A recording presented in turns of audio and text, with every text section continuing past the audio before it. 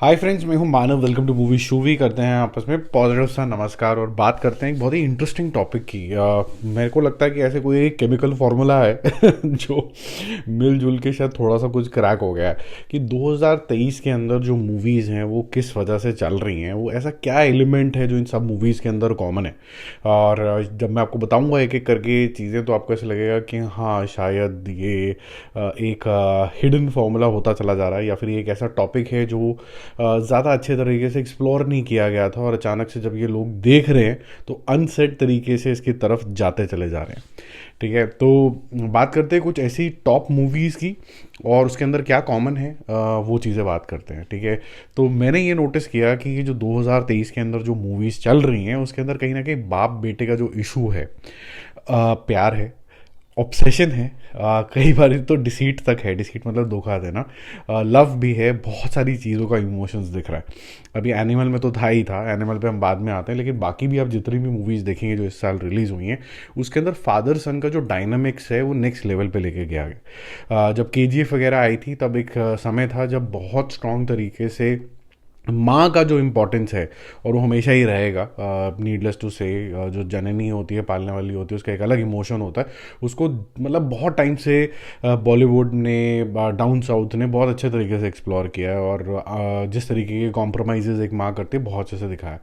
But बाप का भी एक इम्पॉर्टेंट रोल होता है। तो अगर आप देखोगे कि इस साल जैसे शाहिद कपूर की ब्लडी डैडी आई, उसके अंदर डैडी इशूज़ थे और बाप का बहुत इंपॉर्टेंट सिग्निफिकेंट रोल था। अगर आप वीरा सिम्हा रेड्डी देखो, साउथ के अंदर जो आई थी तेलुगु मूवी, उसके अंदर अगर आप देखोगे तो उसके अंदर भी डैडी इशू थे, बेटे को बाप का बदला लेना था। अगर आपने ये मूवी नहीं देखी है तो देख लेना, मतलब वो थोड़ी सी ओवर द टॉप है।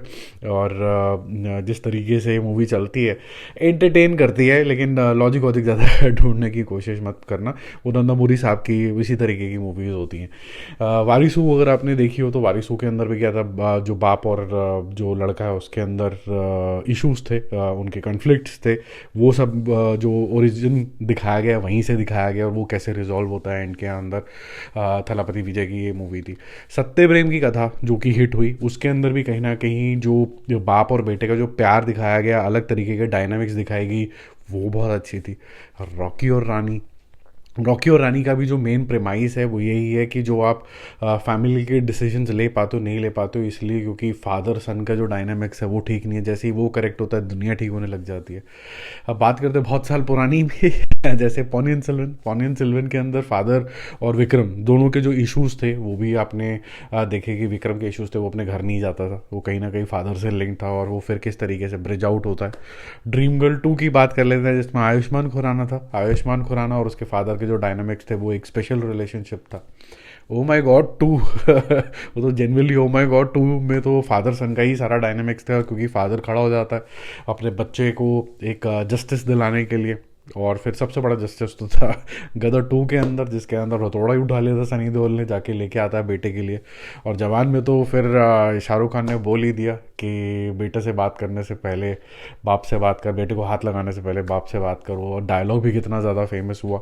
अभी रिसेंट आई हुई लियो के अंदर भी बाप बेटे का डायनामिक्स दिखता है थलापति विजय के अंदर, और जो कन्फ्लिक्ट हुआ संजय दत्त के कैरेक्टर जो उसका बाप बना हुआ है उसके अंदर काफ़ी था। और इनफैक्ट जो फादर सन का जो डायनामिक्स दिखाया गया था थलापति विजय और उसके सन के अंदर, वो भी बहुत ज़्यादा स्पेशल था।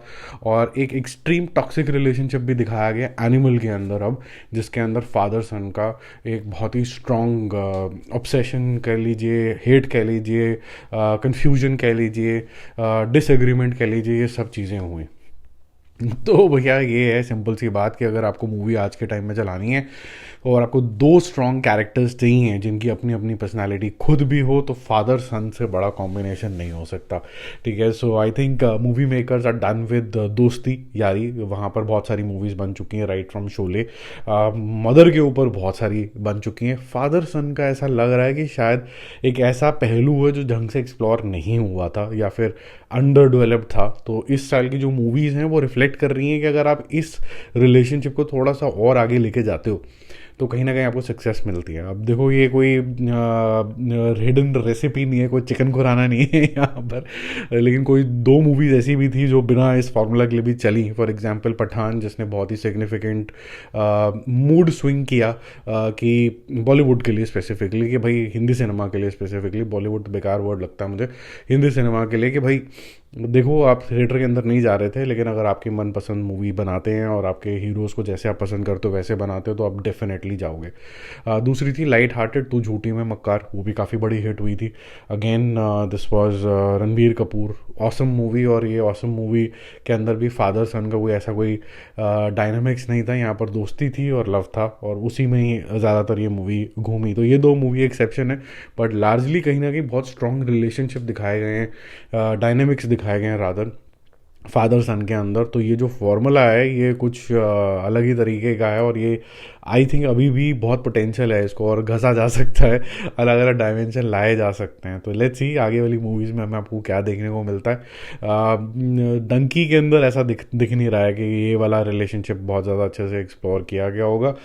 सलार आने वाली है, उसके अंदर भी मुझे कोई बहुत ज़्यादा नहीं दिख रहा है। एक्वामैन आने वाली है, वो खैर हॉलीवुड की हो गई, तो उसके अंदर भी मुझे ये ज़्यादा होता हुआ तो नहीं नज़र आ रहा है। बट अभी तक जितनी मूवीज़ चली हैं उसके अंदर ये फादर सन का डायनेमिक्स बहुत स्ट्रॉन्ग था। डू यू एग्री और यू डोंट एग्री? सभ्यता के दायरे में please comment below, and if you have observed any other uniformity in the success of these movies do comment. Bye bye.